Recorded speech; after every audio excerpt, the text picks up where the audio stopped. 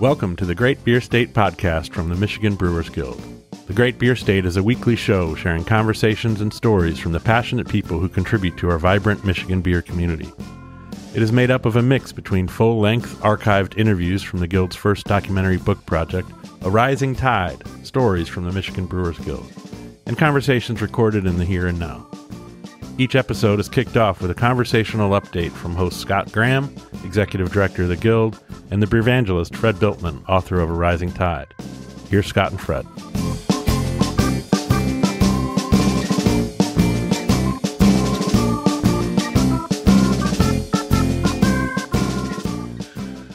Welcome to episode 20 of Michigan's Great Beer State podcast. My name's Fred. I'm the beer evangelist, and I'm here with my good friend Scott, who is Executive Director of the Michigan Brewers Guild. Welcome to episode 20, Scott. Thanks, Fred, and thanks for getting me pumped up for episode 20. Yeah, there's a lot to be fired up about. We got 19 episodes already out there, and here we go with number 20. And we're going to talk to Tim Eisenbraun of Brown Iron Brewhouse. And looking forward to that. But as per usual, we get started with some updates. So what's going on out there?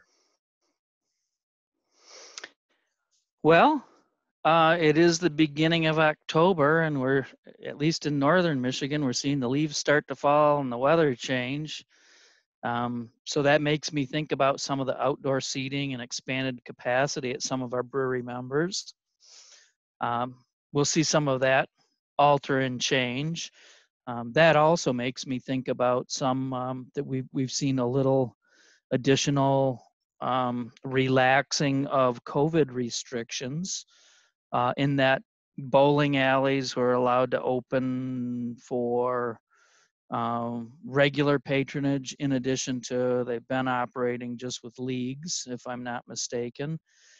Some of the restrictions on indoor and outdoor gatherings were eased a little bit. I wouldn't call it dramatic, but one more step in the kind of relaxing process. And again, it's a little bit different by region, and social distancing still applies with masks inside and social distancing outside, and maximum capacity outside is still limited to 1,000 in the biggest case scenario.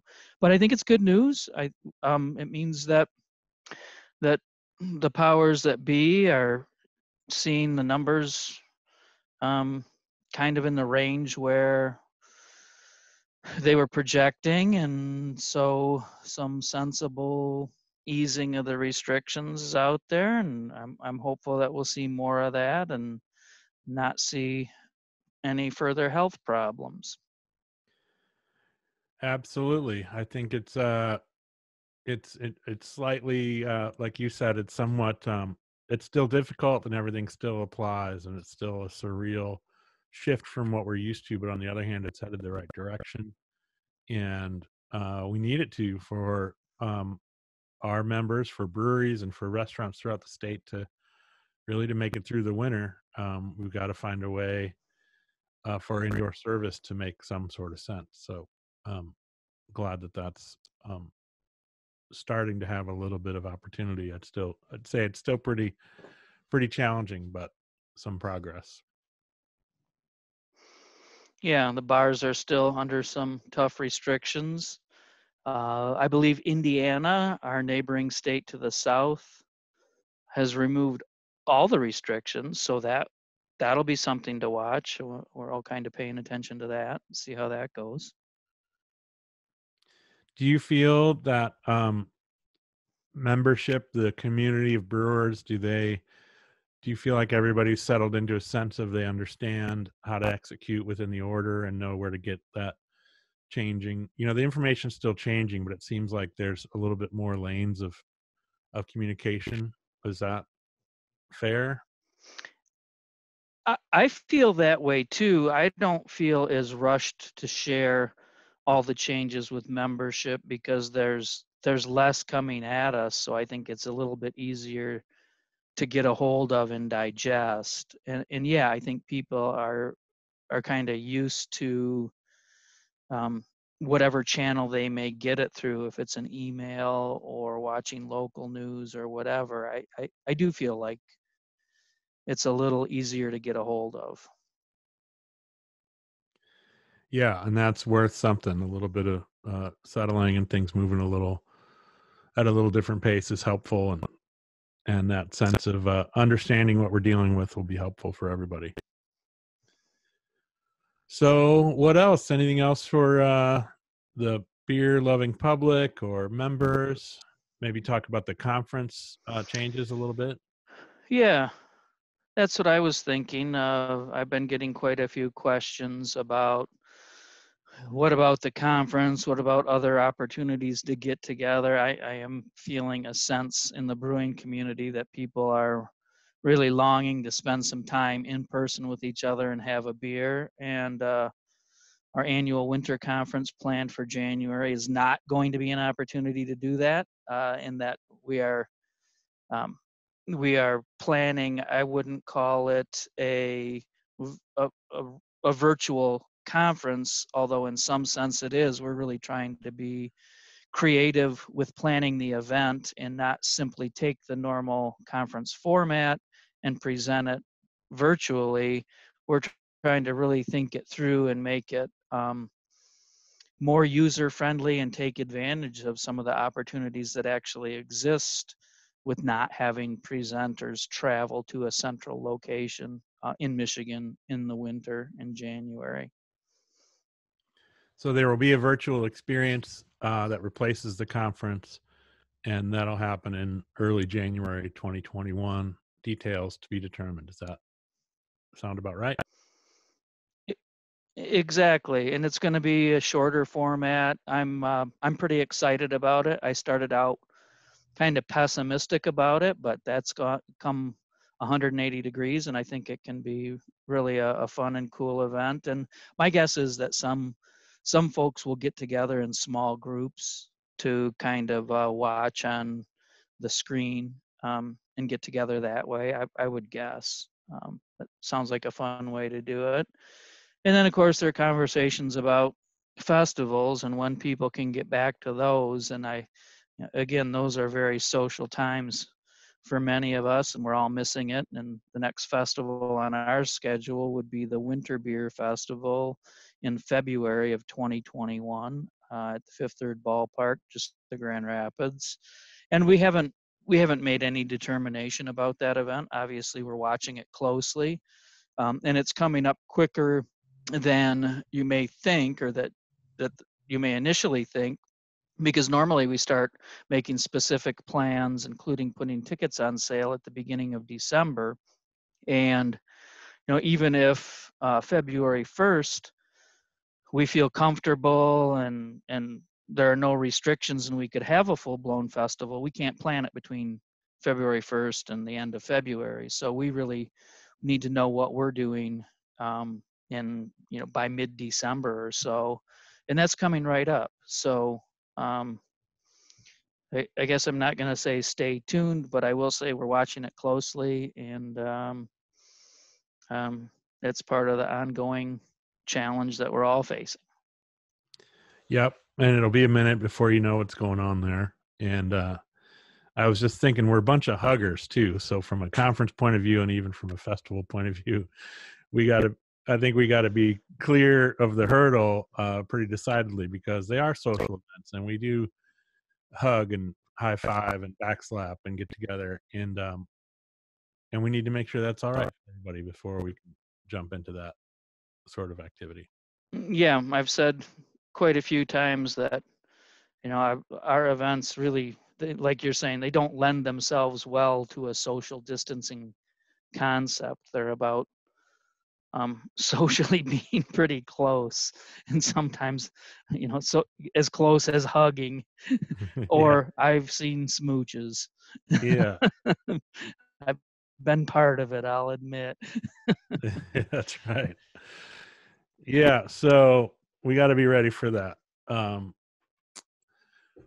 well, so I guess it is a stay tuned, both for members. Look for conference information that's underway. For beer loving public, keep supporting your breweries. It's going to be a long fall and winter. and they're going to need it. So let them know you're rooting for them and visit often. And it seems like a good time to jump into the Brewers Dozen, our weekly tradition of giving a shout out to 13 member breweries. You want to kick us off? I do, and let's start with one of our newer members that joined the guild and opened this year. They got open, if I'm not mistaken, right before everything got locked down. So, what timing for Copper Hop Brewing Company in St. Clair Shores? But Copper Hop is in St. Clair Shores. It's a tasting room brewery. It's in the downtown area of St. Clair Shores, and one of our newer members. All right. Next up, we've got Downey Brewing Company in Dearborn, not too far away on the eastern side. Yeah, of course, Downey is kind of Metro Detroit area, another tasting room brewery. So most of these places that don't make food are pretty food friendly. I know I looked at their website real quick, and they're still doing pickup and delivery. Some delivery if you want to get your beer at home, you can check in with Downey. Moving over to the the Michigan shoreline side of the state, Fetch Brewing Company in Whitehall. Fetch has been open for a few years now, and it's a Whitehall address, but I think it might be closer to Montague. So this area is kind of a Lake Michigan community just north of Muskegon. Fetch Brewing Company. All right. And we've got Five Shores Brewing in Beulah. If I'm not mistaken, that's just over the bridge and to the left a little bit. Yeah, Beulah. So Beulah is it's not too far from Frankfort. It's in that area. So south of Traverse City. Again, it's near the lake shore. Five Shores opened fairly recently as well, maybe late last fall. So their timing has been a challenge. But again, they're right in the downtown area. They've got a nice outdoor beer garden. I think it's a tasting room. I don't believe they have food there. But yeah, Beulah, another nice kind of Lake Michigan summer, makes me think of summertime town. Yeah, I And guess I then failed Ordock my Brewing Company. I guess I failed my Michigan geography. I was thinking of some other town in the UP. So hopefully they have a bridge and I can get partial credit. Yeah, well,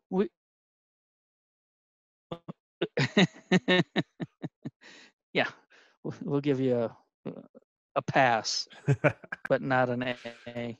Yeah. So the next one I'd like to mention is Ordock Brewing Company in Marquette. I love going to Ordock, whether we're up there for the festival or otherwise. They've got a real fun and cool brewery right downtown Marquette. Great entertainment space upstairs. Again, it's a tasting room model with no restaurant, but it's definitely a must visit when you're in the area. Next up, we've got Railtown Brewing Company in Dutton. Yeah, so those folks who don't know where Dutton is, it's actually just outside of the Grand Rapids area. It's kind of, if I'm not mistaken, that's pretty close to the airport in Grand Rapids. I know they've got a great menu and a full-blown restaurant. So yeah, another part of the Grand Rapids, the beer city community there. And moving to Traverse City, Right Brain Brewery. Right Brain's a longtime favorite. Really cool space that they've been in now. I guess I was going to say that they moved into, but that was quite some time ago that they moved into the place they are now. But it's a big open area, art on the walls, and it's a fun bar to go to and have a beer. They've got some food service there as well. So really like Right Brain, not only going to the brewery, but picking their beers up at retail. Right on. And coming back to the southwest corner, we've got Round Barn Brewery in both Baroda and Union Pier. Yeah, they've got the brewery and what they call the public house in Baroda. So there's some food there. And then the Union Pier operation is really kind of a tasting room with their winery and their brewery there. So again, kind of Lake Michigan area. It's interesting. Quite a few of these locations happen to be in that extreme southwest area, the next few that we're mentioning, and it was coincidence as I picked them off the list. But we'll travel back over to Metro Detroit first. I guess I'm getting a little ahead of myself. In Waterford, which again is in the greater Detroit area, is Rustic Leaf Brewing Company. And again, they're a tasting room model, food friendly, takeout beer, of course. They're, I guess, sort of close to Pontiac, maybe a little west of Pontiac. So Rustic Leaf. Right on. And then coming back to Southwest, as you mentioned, we've got Sister Lakes Brewing Company in Dowagiac. And they're serving both food and drink. Yeah, it's a Dowagiac. Yeah. Yeah. And it's it's a Dowagiac address, but that Sister Lakes area has got all these lakes. I'm really not familiar with the area other than to kind of look at it. But again, it's a great area. In fact, this whole area, as I was going through this list today, I really want to make it a point to spend more time down there because it doesn't get talked about a lot, I don't think, as a beer center like Grand Rapids or maybe even Traverse City. But there are really a lot of breweries in that Southwest Michigan corner there, including Sister Lakes and I guess Texas Corners is more Kalamazoo, but it's still outside of Kalamazoo. But Texas Corners Brewing Company, I guess it's at Texas Corners, but it's a Kalamazoo address. I would kind of classify that as in the same area, but maybe not as much. This is one that's on my list to get to. I'll confess that I haven't been there, but it's a family operation tied to their farming operations and other farms. So it's a real farm to table kind of concept where they're working with local farms and their own farm to provide some of the ingredients on the menu. It's in a historic church. So Texas Corners Brewing Company is one that's on my list to get to. Yeah, and sticking in, coming back to the shore a little bit, in Bridgman, you've got Transient Artisan Ales. Yeah, another tasting room brewery, and again, it's along that lakeshore community in the very southwest corner of the state. They offer a pretty wide variety of beers actually, but I think they're noted for some of their barrel aged and sour types. So Transient and Bridgman. And then we'll wrap things up staying in the same geographical area in Stevensville is Watermark Brewing Company. And again, it's very close to Transient Artisan Ales. It's another tasting room model with a nice outdoor seating area. I'm sure they're food friendly too, but I'm kind of challenging myself to think about that. But I really like Watermark's logo too. Or one of the things that they use, I know, has they've got a guy in an old-fashioned like sea diver's helmet, and they've got him like water skiing on a narwhal, and is one of their images, which is a favorite of mine. That's good stuff. So that brings us to introducing our guest and our guest brewery for this episode. Tim and Patti Eisenbraun opened Brown Iron Brewhouse in 2015, and it's a little different sort of structure, or let's say sequencing, than I think we're used to. They really opened focusing on the pub and the beer bar aspect and the kitchen and the food, all the while intended and licensed as a brewery or a brew pub, but bringing their house-made beers in a little bit later once they got established and could give it the focus. So I think it was a little more than a year later that their own beers showed up. So I think it's interesting in that regard. You kind of hear a modern perspective in terms of looking at our existing beer scene and finding a way to shape a new entry. I thought that was part of the interesting components of this interview with Tim. Yeah, I think it's pretty interesting, and they do have a good commitment to their beer, even though it might be a subordinate part of their operation. They really like coming to our beer festivals and showcasing their own beers. And as they've added a second restaurant, to be able to keep their beer and have their beer at both places and be full service restaurants with Class C licenses, they're actually restructuring their organization so that they have a microbrewery as a separate operation that can then make their brown iron beers, and they'll be distributing those beers to their two brown iron.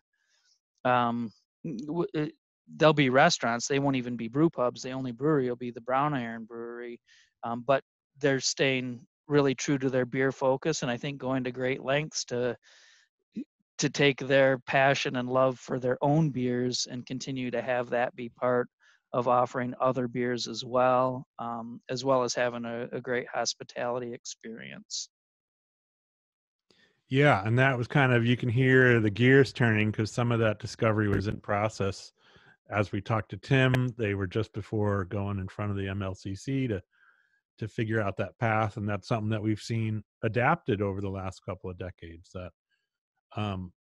some of those opportunities to find a way to exist both in the brew pub and or microbrewery world, they didn't exist 10 or 15 years ago. We started to see that get modified with some of the other models out there, including Arbor Brewing and Corner and the Jolly Pumpkin, North Peak. I don't know if you want to speak to any more of that, but I find it interesting just to look at the rising tide focused so much on the origin story of when those licenses came to be. And now we're starting to see new versions become available and supported by state and other industry members. Yeah, and I think it's without getting too technically into the differences between license types. A brewery is a manufacturing operation, a microbrewery, and a brew pub is really a retail operation. Um, and you can't have ownership in both a retail and a manufacturer. And this is, part of the control system that was put in place in the wake of Prohibition. We could spend a whole show probably talking about that, but suffice it to say that they had to change their ownership structure and make sure things are separated and carefully demonstrate that to be able to get licensed as both of those. And indeed, like you said, the Arbor Brewing operations went through that. Jim Holton in Mount Pleasant, who started with Mountain Town Station and wanted to expand to their Mountain Town Brewing Company, had to go through the same thing. Yeah, so it's they're not really workarounds. It's just I guess a creative approach and separating ownership and licensing.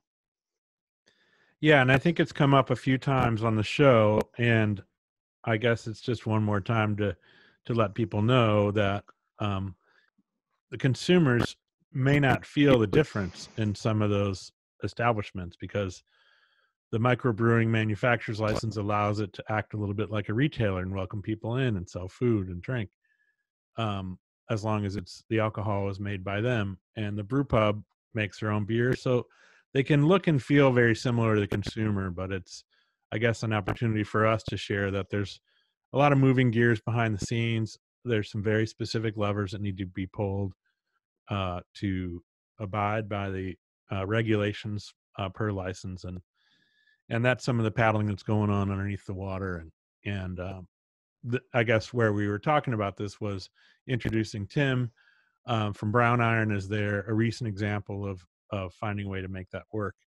And I think it's also just an interesting example of, you really hear from him that their goal is to serve great beer to people. And I think there's a very nice level of sort of modesty where that includes all these other American-made craft beers with a focus on Michigan. And it seems like a very well-balanced and generous approach to sharing their beer as well as others with their communities. Yeah, I think that's well put. We're happy to have them as part of our Michigan brewing community, and I haven't had a chance to get to know Tim really well, and really enjoyed learning a little bit more about his philosophy and what brought him to the industry, and about Brown Iron Brewhouse. All right, so with that, we'll head over to Washington, Michigan, talking to Tim Eisenbraun, founder of Brown Iron Brewhouse. Here's Tim.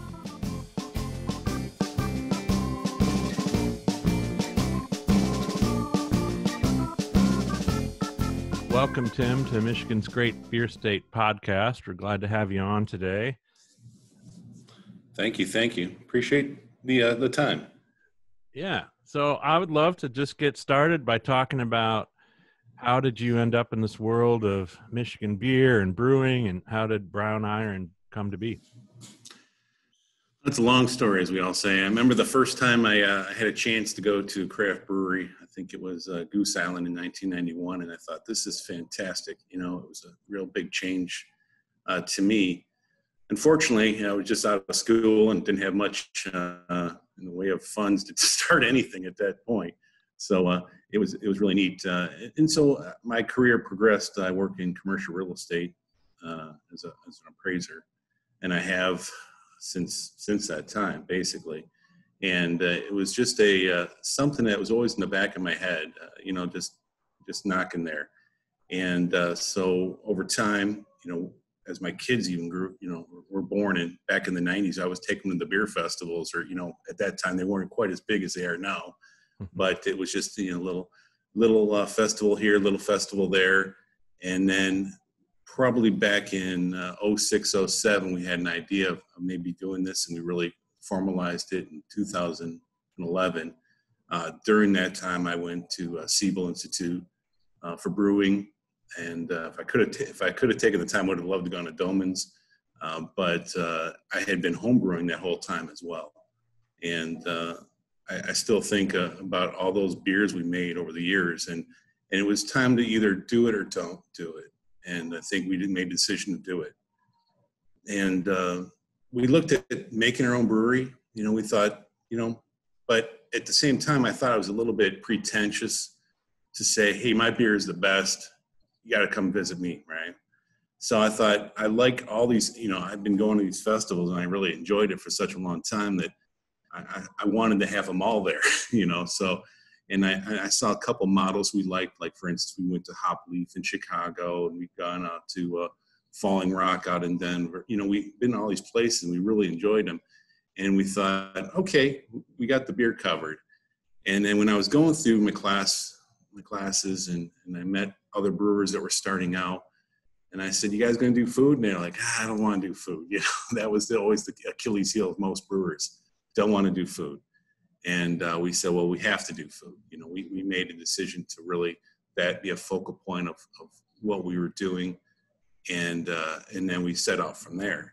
And so, harken back 2011 is when we had the strategy. We acquired land, and we pushed it all the way out to opening in 2015. So that's how long it takes to some degree.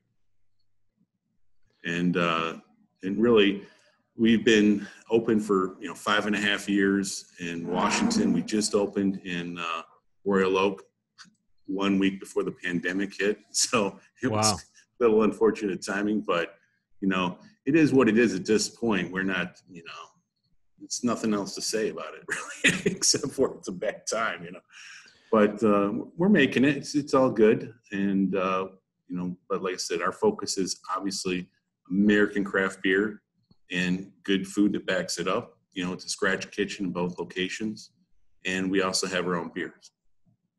So tell me a little bit about that path, even prior to the second location, but just that first path to opening.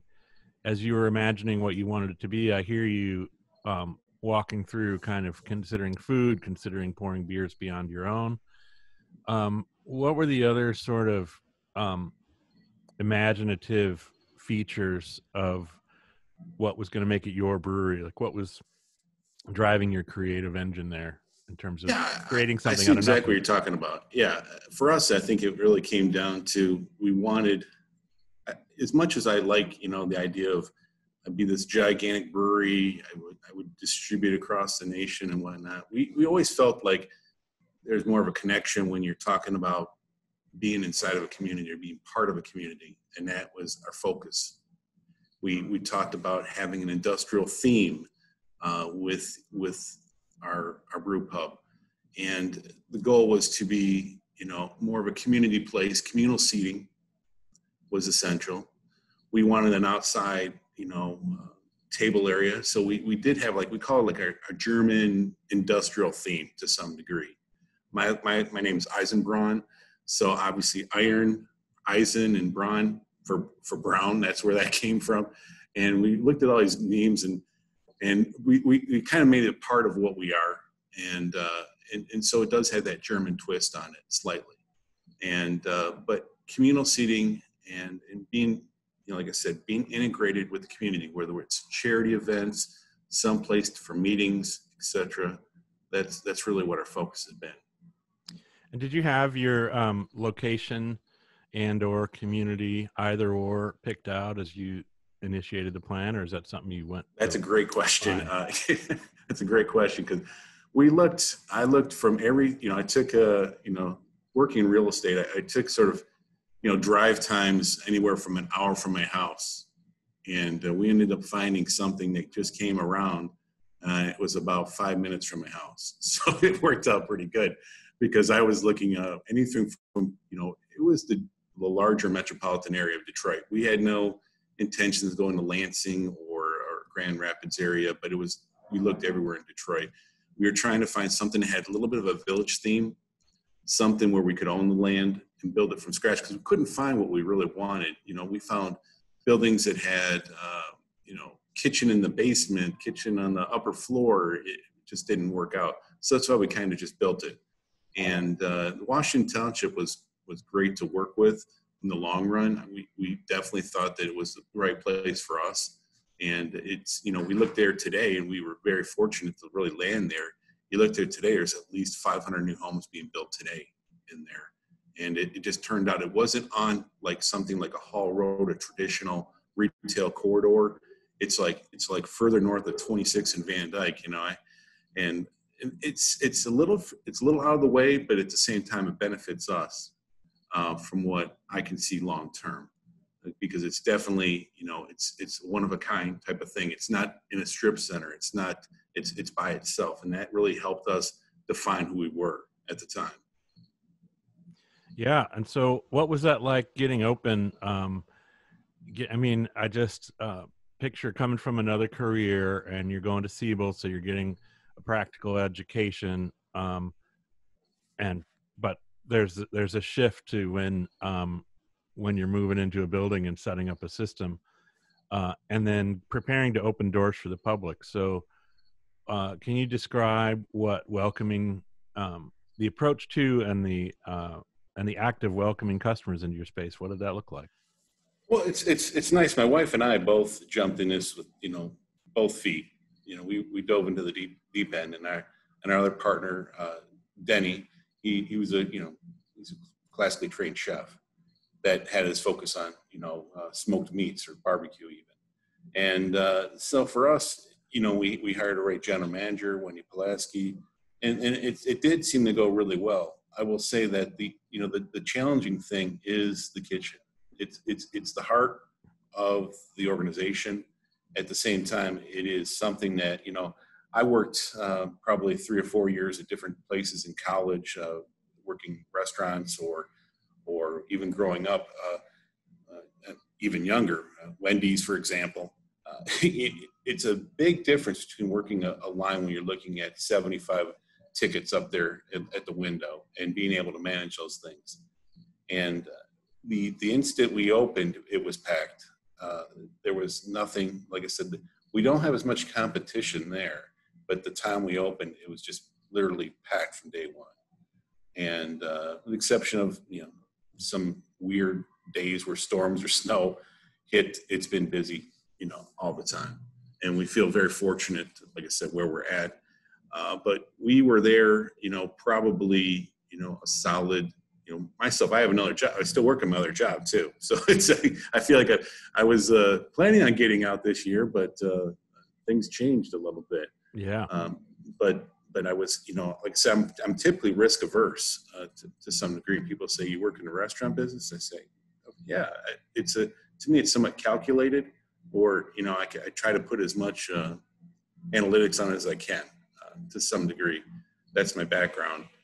And when we're looking at it, my job, when I'm doing my commercial real estate, it's very, I'll say lonely to some degree. I'm working with the computer all the time. I don't work with people generally. And then so I'm going to something that's completely different to re-socialize, to re-engage with people. And that's a big part of it. And that always has been the driving part why I wanted to be in part of this business, was that I like people. If you don't like people, you're in the wrong business. Yeah. And so some people always say, oh, it must be nice working at, by yourself at home. It is, but at some point it's a Greek tragedy story if that's not your personality. Yeah. And so this ended up being where I felt like, I liked being there. I still like being there. And, every day when I get to go there, I always feel it's like putting on a pair of comfy slippers, so it's nice to be there. Yeah, that makes sense. And so, but it had to be wild to, especially getting into brewing, and making beer. And so you've got, like you said, so I'm glad to hear it was busy all the time. And that had to be both confirming and gratifying and half terrifying. Besides that challenge to keep up, what was it like? What was the feedback on the beer, and what was it like to be putting the beer in front of people for the first time? Yeah, when we opened up, we did not do the beer right away. We had the approval with the TTB, but we were so concerned with the kitchen, that was so. Originally, we were going to call ourselves Brown Iron Brewery, and then I said, well, I want to have other people's beer, and so it made sense called Brewhouse. And but when you look at it, when we had all these different beers to showcase, and everybody kept asking, when's your beer coming? When's your beer coming? And the thing was to sort of do a phased approach. So, because we built it from scratch, the building. I'd never built anything like that from scratch. And there's always hiccups and cost overruns. And we ended up, for instance, we brought in, I think it was close to $80,000 of engineered fill, and that engineered fill, it's nothing I ever had on the docket. There was nothing on the budget that said, oh yeah, you're going to buy some dirt. It'll be what you want. So 80 grand. It was 80 grand. And then, but it was the coldest winter before we started construction. It was the wettest spring, and the site would not dry. And so we kept pushing the brewing operation. We wanted to lock down the kitchen and the service. And then we phased in, the brewing aspects. And even though it was always, we wanted to make sure it was up front, we didn't want to have another twist at that time, so it was like, let's hold off on this until we really lock these two things down, especially the food. And then we go from there. Because there's always going to be something to drink, and they're all good beers. And, but brewing was the last phase, so to speak. And it was probably where we really made big gains in terms of sales as well. I would love to have had it right up front, but like I said, when it wasn't part of my business, that I've been in for all these years, getting used to new teams, getting used to new customers, what the expectations were, I'm kind of glad we did hold off a little bit. We had the opportunity to hold off a little bit. And when we did introduce the beers, we knew what customers wanted as well, at least in our local market. And that we weren't guessing it, like we're going to make a this or a that. We kind of knew what they wanted because we could see the sales from different brands. Yeah, that makes sense. So you designed the space and the concept around brewing, but you had staggered execution. So how long did you operate prior to opening the brew house or the brewing operations, and what sort of went into that decision? Yeah, I think we were probably 12 months, and then we started construction on the infrastructure for the brew house, and then we, obviously we had the system. I think the system we had as a Portland Kettle Works, a 3.5 barrel, was there from day one. So everybody's like, "When are you going to turn that on?" I'm like, well, "Soon."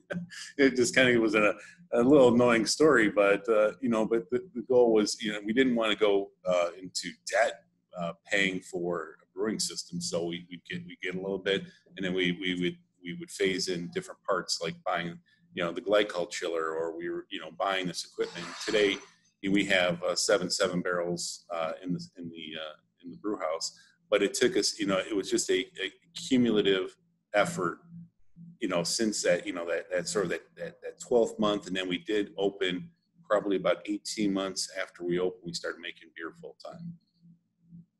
Gotcha. And that's exciting. So, what did it look like to start pouring your own beer for your guests that had now gotten to know you for a little while? I think it's nice, like I said, we feel that, our beer, we like to use the model, it's as good as any and better than most. And that's, we're not trying to make the perfect beer. If we do, we get lucky. But we do appreciate, all the people that have laid the groundwork for us as far as, recipe development and going to classes, and people offering us advice. And we use, but our system is relatively small. And so, when you're making, let's say, 7 barrels at a time, we were able to kind of, I would say, wedge it into where we want it to be all the time, and because we have all these other beers on tap, we don't have, there's not always a push for inventory. Like, we're running out of beer today, we only have 2 beers on tap. We have, we typically carry in our cooler something like 100 beers backup from different brands. Sometimes it's a seasonal or it's a special release. We're going to hold it for a special day. But most of the time, there wasn't that giant push to create inventory and to sell.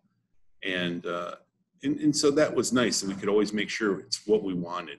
And that was, to me, I'm not going to sell anything unless I really feel like it stands up. And some people feel it's intimidating too, and I guess it can be, but when you're putting your beers, putting your own house beers against the best beers in the country, it can feel intimidating. And that's why it has to, our quality, we have 2 advantages. One, it's fresher typically, and we can use the best ingredients because we're relatively small. So we're always using the best yeast, best hops, best, barley we can get our hands on all the time. And we kind of, and it's the size that we also like to use. We see where our customers like a lot of fruit adjuncts. So we typically will push some fruit on some beers. At the same time, we make a Hellas beer it's fantastic. It demonstrates the capability of what you can do. It's the classic, drawing a perfect circle, because there's nothing hiding behind it. And but when we get there, we've probably made close to 200 batches. But when you get close to it, it's like I just feel like as long as it stands up to what we're looking for. I know I'm not trying to use on tap, but our reviews are pretty solid overall. I mean, we're right up there, as far as the check-ins. It's right where we want to be. It's that 4, close to 4 for most things, and some are a little higher, some are a smidge lower, but we're executing where we kind of want to be. That's great. Can you share a little bit about what your philosophy was in terms of what you were going to pour, both in the time prior to having your own beer, but especially if that changed, or what's your mindset on how to choose what beers to put on your taps, and I guess also how many are you offering at any given time? Good question. I think when so I got into craft beer, from the Goose Island days. We traveled, we went to Europe and we got to try a lot. We'd go on beer tours basically anytime we had an opportunity. So Belgians were big. I was a huge fan of Belgian style beers for years. And but as the craft beer movement kept rolling through, we found that there was probably even a little bit of a decrease, or certainly a shift away from Belgian beers, because those were one of the classics, offerings that people would go to at any kind of bottle shop. And but when we get down to it, our focus is Michigan, right? Today we have 134 beers on tap, with 100 are from Michigan. And so it's 75% of our tap list. Now we offer, we try to get a representation of each style. Not perfect, but, we have some from the dark side, a lot of IPAs. We focus on stouts.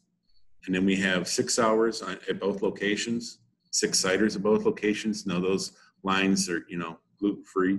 We try to focus on that. And then we go into the easy drinking. Now, we don't have any big domestics with us. Probably some of our go-to domestic or, equivalents would be something like Wolverine Blue Water Light. It's, to me, I don't need anything else. I mean, it's a Michigan product. It tastes great. It's well priced. Shorts make something, similar. Shorts locals. So I mean, that's what we're replacing. We're not putting, all the big domestics on there. It's unique. It rotates constantly. And sometimes it's irritating to some people. I think, some people don't like change, but we do rotate our beers pretty regular, on a regular basis. And so when we focus on Michigan, right, when I'm looking at the distribution list from, all our wholesalers, I can kind of just chop out all the UK beer, the Canadian beer, the Mexican beer, the Asian influences, the Belgians, so I'm just focusing on mostly Michigan. And, and the way the game is, you have to kind of pick your partners, so we tend to stay probably within, probably 50 or 60 breweries most times. Interesting. And what has that, I think that leads me to sort of talking about the intersection of you and the Michigan brewing community or the Michigan Brewers Guild. This can be, before, during, and after opening. What has been your sort of perspective on the Michigan brewing community, and how has it changed as you've entered into being a member of it? Well, I'd say the big thing, we recognize, you see the success stories and all the hard work that goes, into, you could belong, let me rephrase it this way. You can be part of something, and if, a group or whatnot, but if you don't participate and you don't really help out and you don't really contribute, the group it's fairly weak overall. I find that the Michigan Guild there's a lot of members that are putting a lot of effort into it.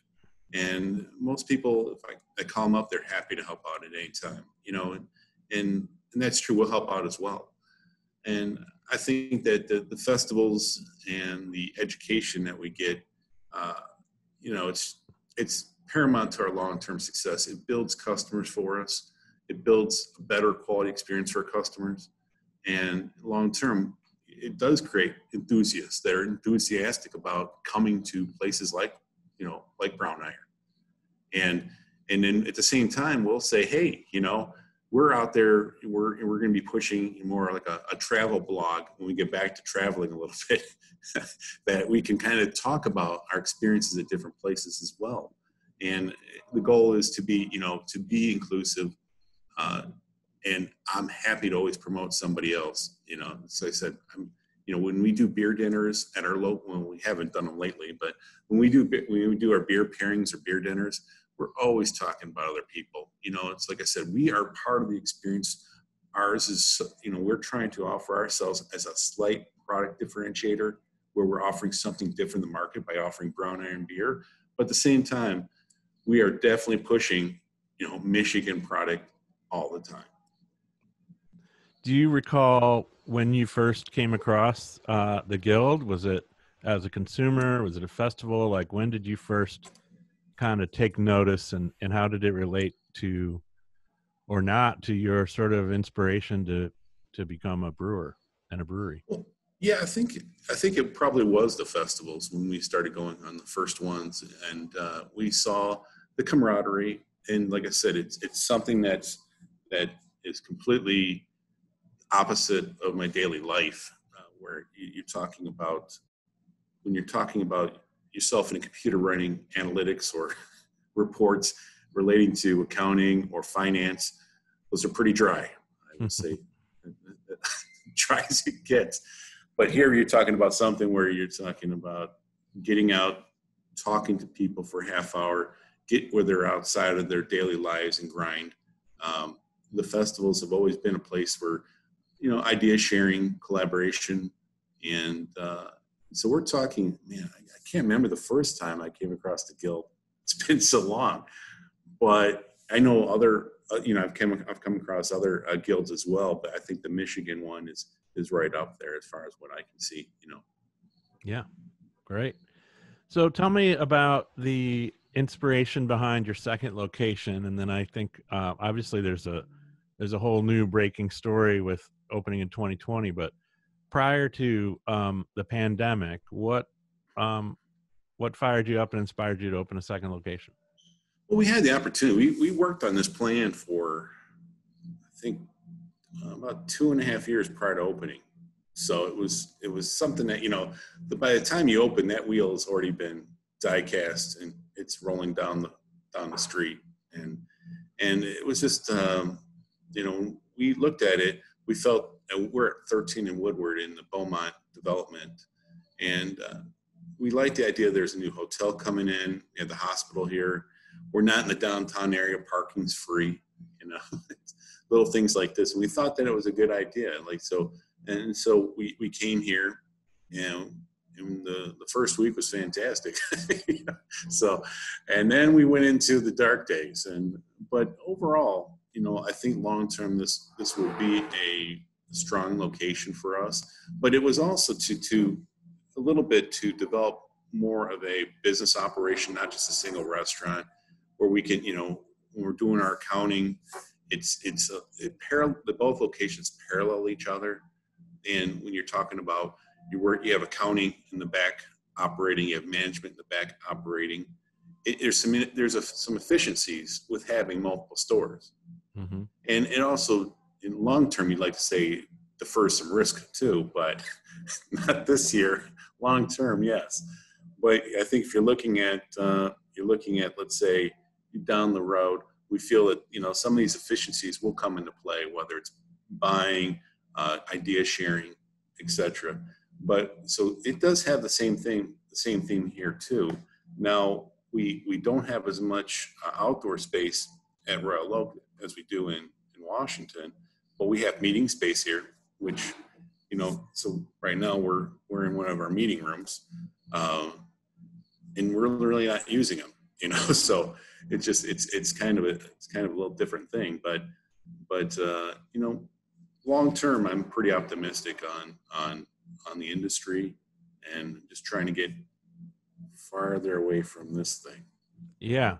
So tell me that opening story. How, tell me about getting it open, and then I don't know what the response was or reaction to this unpredictable, unprecedented thing, especially for a risk-averse calculator like yourself.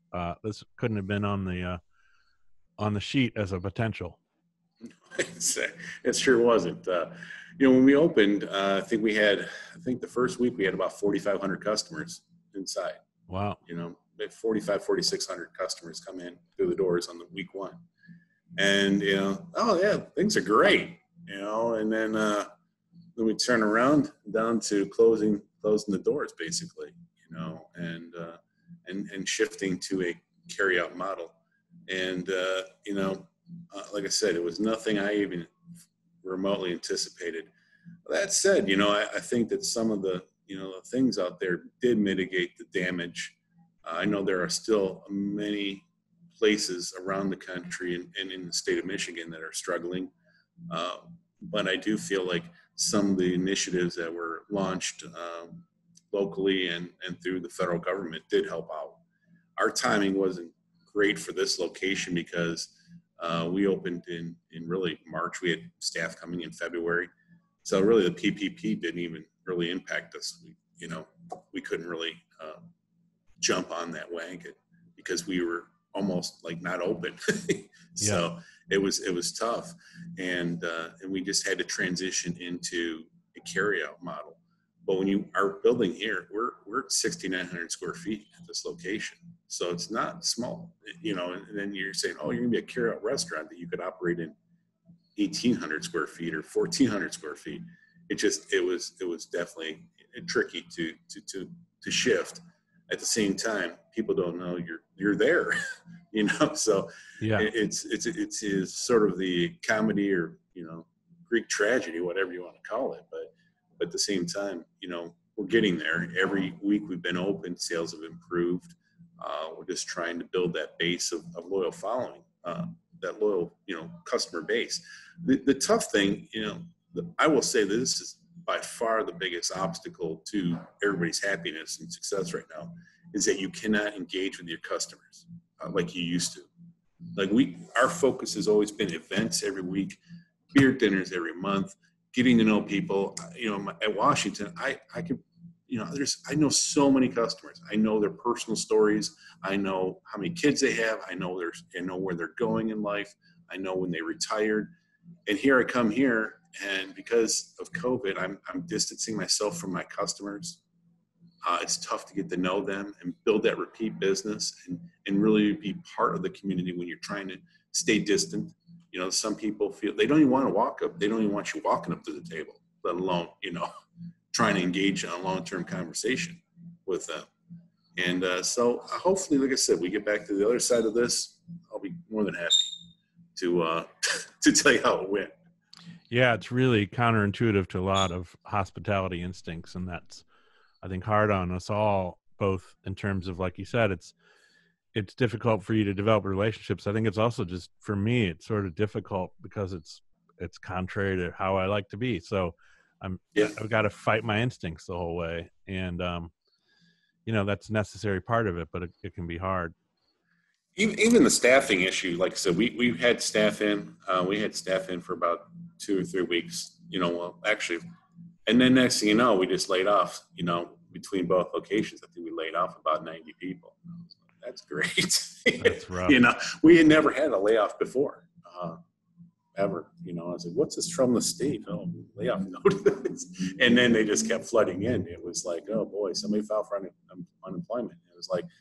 It was just a transition that it was tough. And at the same time, I know many places just closed because it was favorable for their employees. As far as with the unemployment and the CARES Act, it made sense for them to really just close the business. At the same time, we were just so new. We felt like we just had to stay open for a bit, so we ran with the skeleton crew. But back to your point again, it's so contrary to meeting people. And what drives this business is those relationships and that community feeling that makes you want to be here. And that's where we have to get back to. Yeah. Can you tell me a little bit about what's the same or what's different between the two locations in terms of either beer brewing or what you're doing in Royal Oak? What's the signature there as it relates to Washington, your original plan? They're both. They both have similar seating as far as we're probably anywhere about 250 people inside both locations. We have a little bigger patio, and 13 tables outside in Washington. We have 7 in Royal Oak. Here we're part of the Beaumont. We're in a shopping center. It's a sort of a multi building. It's not like a strip center, but it's a multi-building in here. And so it's different, people have to find you, right? The other place in Washington, we're a freestanding building, there you are. So that is probably one of the different things. As far as food offerings, we're trying to pair them up to be a little bit more similar so we can kind of work on menu development at the same time at both locations. So we're trying to parallel the lines.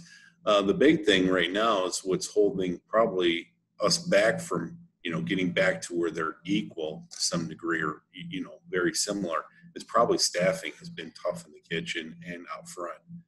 The people still, are not coming back to the industry. That is probably the biggest challenge we're going to face over the next, 12 months is getting people back in the industry that want to be here long term. And, brewing wise, we are actually, our goal was initially to put a pilot brewing system here in Royal Oak. And so it was going to be like something like maybe 2-barrel system. but we're paying retail rent here, you know, so we can't really afford to have an industrial operation up front when you're paying, you know, sort of prime retail prices. So we decided that we talked to the state. And we were like, hey, we'd like to put this thing. The MLCC said, well, you really can't do that. You know, if you're a brew pub here, you have to sell what's on site. So if you make it there, you can sell it on site. If you make it there, you sell it on site. You can't transfer between the two, really. Well, that's going to be a problem. You know, so we have been this year. We came up with starting right now. We're probably going to be in front of the MLCC next week. We've split off Brown Iron from being a brew pub to be a microbrewery. So we can basically we can you know, I'm no longer going to be owner of this at all, but this is a separate entity that basically the Brown Iron Brewing Operations will be a contract brewer for us to some degree. They may have other accounts down the road, but they're going to be making recipes we want, development what we want, be it, like I said, give some differentiation to what we offer on a regular basis. And so that has been, you know, an ongoing thing this year. And once again, we're dealing with the MLCC, you know, nobody's answering phones. You're in a little bit of a dark zone when you're sometimes dealing with things that are out of your control, and that's been challenging. But we're hoping, like I said, we're hoping that we can get in front of the board next week, and then we'll be a microbrew from that point forward. They'll be under a separate license. So we'll have two, you know, basically a microbrewery next to a Class C operation. And that way we'd be able to sort of distribute beers to ourselves. We'll be able to get those beers we need in Royal Oak. Because right now, we could never afford to have a brewing operation in Royal Oak just sitting there, you know, in a sort of manufacturing state in the midst of a retail property. So can you clarify for me which location then would serve as the microbrewery, and then that'll be Washington Township. Okay, so it has its own separate. Yeah. So that would also mean that the pouring of the other beers would cease there. Oh, I mean, no. Basically, we're going to be. It's going to operate very similar. What's going to happen? The brewing area itself it's about 600 square feet. It's its own defined space, and it's going to have its own microbrewery license. So it's like Suite 2 or Unit 2. Oh, I see. The other one, it will be a Class C, basically, you know, full service restaurant. Now, when they're making their beer there, they're shipping it to us around the building, back through the hallway. They give us an invoice, we cut them a check. I see. So we go round and round. Your plan, which has some challenges to it, I can see, and that's why you're talking to MLCC. If I just paraphrase what I think I understand, is that you'll have a microbrewery making the Brown Iron beer for 2 locations, both operating under Class C. Correct. Yeah, I see. Correct. So there's 3 in total, 2 that welcome people in the tasting room setting, and 1 that is just production. Yeah, for us, we wanted to have 2 brew pubs. We like that model. We really didn't want to play the distribution game because we just feel it's a little bit late to the table. At the same time, we recognize the challenges in that business, and we like what we offer.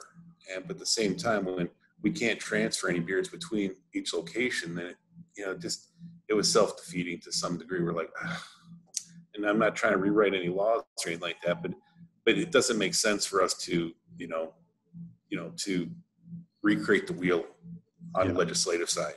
At the same time, we talked to other people about brewing beer for us, and well, when it came down, they wanted 20 barrel batches. We're like, well, I only need 40 kegs at a time in a restaurant, but so it made sense to find somebody that would be willing to make the beer for us, and at the same time keep those recipes somewhat proprietary, and like I said, it's not about it's not about the volume or trying to do something crazy. We like offering, like we have Oktoberfest coming up. We want to have our Oktoberfest Märzen beer. We think it's fantastic, and we want to showcase it. And so we're hoping that it comes up to play. You know, the MLCC gives approval next week, and then we're off and running. You know, like I said. Well, there's some challenges there. There's also been a lot of revision in how all this works over the last couple of decades. So I'll leave that between you and the MLCC and wish you luck on figuring that out. I think it's a great time to transition into the Great Beer State last call questions. So I got a few questions here that I've been asking everybody. One of them I feel like we kind of covered in conversation, but maybe this will bring another answer towards it, which is the pandemic. How has COVID-19 and the related regulations, how's it affected your overall industry outlook? I mean, we kind of talked about the specific pivots you had to make, but how does that filter into what looking forward? You know, I think that to me, it's all about consumer confidence, and we got to be able to, people have to feel comfortable going out again. You know, right now, you know, obviously at 50% capacity is a huge challenge for most places. And this is for restaurants. You know, some places are fully closed, and then we have winter coming up. It's gonna be hard. You know, right now we have 126 seats, you know, that would be potential patrons sitting in my nephew's barn, you know, and I look at that and I'm like, boy, it's tough. Now at Washington, you know, we're a known commodity. We do things pretty well there, less competition even. You know, it's pretty smooth. It's been running. We're running at about 75% of last year's number. And I think that's a huge win. I mean, huge win. We don't do any events right now. We don't have any we don't have any dinners. We don't have any, you know, we're limiting meetings, events, etc. It's a huge win for us there. Now, and if you can do 75% being 50% occupied, you know, at this time, I think, you know, I can't do any better. You know, we can't do any better. But when you're talking about long term, what's this going to look like next year? To me, it's going to be a lot like this year. We're budgeting. We're really trying to plan for 2022. I mean, we're hoping that we get back to that standpoint. I'd love to say, hey, got a vaccine tomorrow. We're perfect the day after. You know, I just don't think it's going to take time for the confidence for consumers. Even if we get to 100% occupancy, the consumers where they feel comfortable going back out. There are so many challenges among many industries, not just ours, but I think it's going to take some real critical thinking on the side of the regulators and owners and patrons to come forward and get this thing back stabilized. It's going to be a tricky time for everyone. Absolutely. The next question is, the more you know, what beer style are you most connected to, and what do you wish more people knew about it?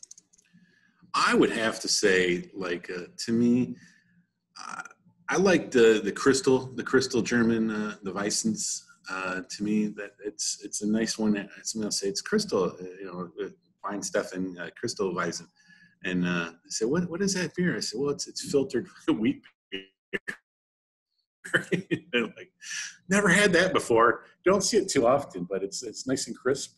Definitely, it has a little tone down in the banana notes, and it's so easy drinking. It's a little, when you're in Germany, it's a little change in drinking Helles every day. So nice. All we seem to offer. Nice. So the next one is about your ideal home bar, and the idea is to talk about what's your home bar setup look like, and also, do you have any suggestions for people that are most likely spending more time serving and enjoying beer at home these days? To me, I have my kegerator on the garage. I've been putting beers in there for such a long time, so I have a 5-tap kegerator, and then multiple refrigerators holding beer as well. But to me, I think when I look at bar, I just we spend so much money on beer, right? Anymore, you're looking at these fancy beers at sometimes, you know, $15 a bottle. I wish people would take the time to go out and get some nice glassware. You know, put it in the nice glass. You're spending this money. Put it in a nice glass. Put the, you know, no different than taking your nice wine. Put it in the wine glass. You know, put that out front and use it. Get some good glassware for beer. You know, not just the shaker pints that are labeled. that would probably be my biggest thing for people. I think I've done a lot of sensory tasting with different glassware, and I think it does make an impact. And I would say go out and get some good glasses. Makes a big difference. Yeah, I'm a believer. Next question is love and hate. What current trends do you either love or hate, and how are they reflected or not in your brewery? Well, I would say, on the distribution game, we see definitely a consolidation. Let's say I'm walking into Kroger or Meijer or some other large store. The number of brands seems to be shrinking, and the footprint for some of the big boys is growing. It's tough. It's going to be tough, and if you really want to find, some unique beers, you have to go your different places. Right now, we're obviously in a battle between on-premise and off-premise, and off-premise did pretty well over the pandemic, and on-premise not so well. It's gonna take a while, and I'm hoping that as things smooth out and we go forward, we're still going to be able to get a lot of those beers, in kegs that we've been enjoying for years. And we just find that the people that come to Michigan, they come here for a while and then they kind of leave. Michigan's a tough place for competition, but I think long term, I hope that the distributors don't give up on some brands. Gotcha. Really hopeful. Gotcha. Do you remember your first drink? Well, that's going to be a ways back at this point. Probably sitting there in a summer day with my uncle drinking some PBR, probably. There you go. Classic American lawnmower beer. Sounds like a good uncle. Yeah. How about your worst drink? Well, I'd say when I go down to I don't know if it's the worst, but when I'm down in the Caribbean, I get pretty tired of drinking Heineken. Yeah.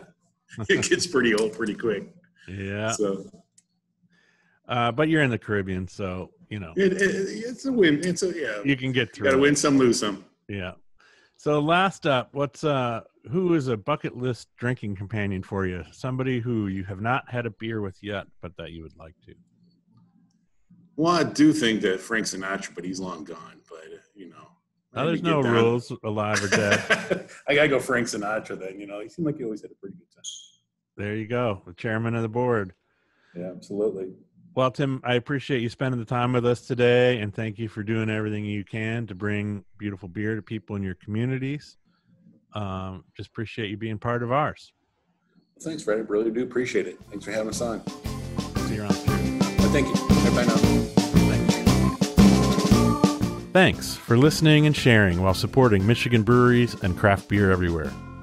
The Michigan Brewers Guild was formed in 1997 with its first summer beer festival taking place in July of 1998.